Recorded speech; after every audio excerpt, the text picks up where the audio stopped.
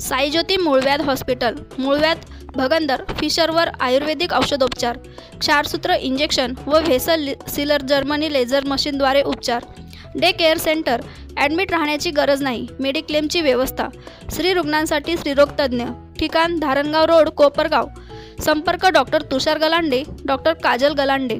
S T कर्मचाऱ्यांना राज्य शासकीय कर्मचाऱ्यांप्रमाणे वेतन मिळावे, महागाई भत्ता, घरभाडे भत्ता व वेतनवाढीच्या दरात थकबाकी त्वरित अदा करावी, एस टी कर्मचारी व कुटुंबियांना कॅशलेस वैद्यकीय सुविधा, इनडोअर व आउटडोअर त्वरित सुरू करा, अशा विविध मागण्यांसाठी येवला आगारात एस टी कर्मचाऱ्यांनी निदर्शने केली।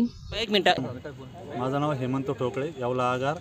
महाराष्ट्र एस टी कृती समितीमार्फत महाराष्ट्र राज्यातील आमच्या एस टी कर्मचाऱ्यांच्या आर्थिक प्रलंबित मागण्याबाबत वेळोवेळी महाराष्ट्र शासनाकडे आम्ही आंदोलनं निवेदनं दिलेली आहेत।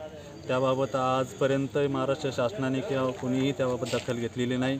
आम्हाला वारंवार पुढची तारीख दिली जाते, वेळोवेळी समिती गठीत केल्या जातात, ज्यातून काही एक निष्पन्न केलं जात नाही, फक्त आश्वासने दिली जातात व त्यामुळे महाराष्ट्र एस टी कृती समितीने घेतलेल्या आंदोलनाच्या पार्श्वभूमीवर मुख्यमंत्र्यांसोबत बैठक लावलेली होती।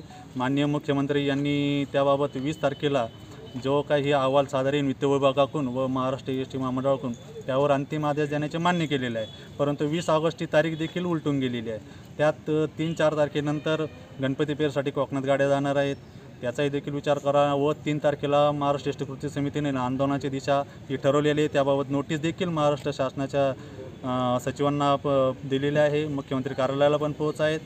आमच्या मागण्या काय फार मोठ्या नाही असून तुटपुंजा मागण्या आहेत। त्यात प्रामुख्याने राज्य सरकारी कर्मचाऱ्याप्रमाणे एस टी कर्मचाऱ्यांना वेतन मिळावं, ज्यात फार मोठी तफावत आहे आणि ती मागणी देखील योग्यच आहे। राज्य सरकारी कर्मचाऱ्यांना वेतन मिळतं ते एस टी कर्मचाऱ्यांना मिळावं। परत आमच्या एस टी महामंडळामध्ये वाहकावर यांच्यावर ज्या शिस्त आवेदन पद्धती आमच्याकडे आहेत तिच्यात बदल व्हावा, ती रद्द करण्यात यावी, कारण ती फार मोठी व जाचक आहे। ज्याचा दंड जर म्हणला तर महिन्याचा एक पगार एका वाहकाचा जातो व तसा दंड जर तो पूर्ण जर काढलं तर तो कर्मचारी कमीत कमी 4-4, 5-5 लाख रुपयाला हा तोट्यात जातो। दुसरी गोष्ट, वारंवार एस टी कर्मचाऱ्यांवर होणारे रोडनी हल्ले हा प्रामुख्याने महत्त्वाचा मुद्दा आहे। कर्मचारी कर्तव्य बजावत असताना त्याची पूर्ण निष्ठा असते का ते कर्तव्य व्यवस्थित पार पाडावे, कोणाला इजा होऊ नये हा त्याचा उद्देश असतो, त्याचं कर्तव्य तो व्यवस्थित पार पडत असतो। परंतु नाइलाज असतो, गैरसमजातून बऱ्याचशा ठिकाणी चालकांवर हल्ले होतात, हे त्वरित थांबावे। अशा ठिकाणी स्थानिक पोलीस स्टेशन, स्थानिक प्रशासनाने त्यावर त्वरित गुन्हे दाखल करून घ्यावेत, जसा विलंब हा करू नये।